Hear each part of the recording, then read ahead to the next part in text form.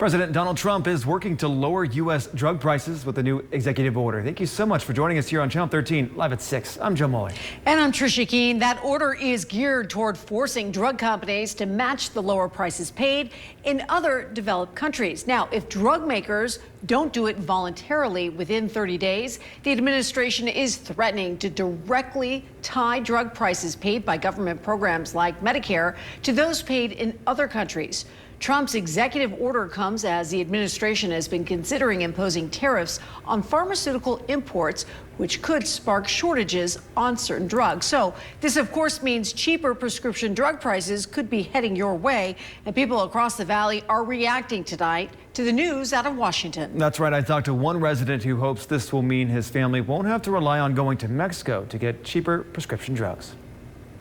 If they can get this down, it's going to help seniors, it's going to help middle class. Matthew Cox says he and his family will stock up on prescription drugs when visiting Mexico. It's just cheaper. It's also just faster care, and you can get a lot of the high-end name drugs a lot cheaper and quicker. How much money do you think you save by getting the drugs in Mexico? Oh, hundreds. A normal antibiotic would be like $120 here. It's $20 there or less. It's an issue the Trump administration is aiming to tackle. The United States will no longer subsidize the health care of foreign countries. Monday morning, President Trump signed an executive order. It sets a 30-day deadline for White House officials to meet with prescription drug makers to lower drug prices.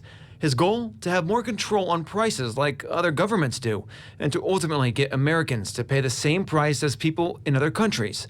According to a RAND healthcare report, U.S. drug prices are 2.78 times higher than prices in 33 other wealthy countries. I've worked in different fields. I've worked in dermatology. I do weight loss. I do bioidentical hormones. And I can say, for one, even in dermatology, when they have insurance, some of those prescriptions were like $500 for an antibiotic. Erica Loren is a nurse practitioner and works in family medicine.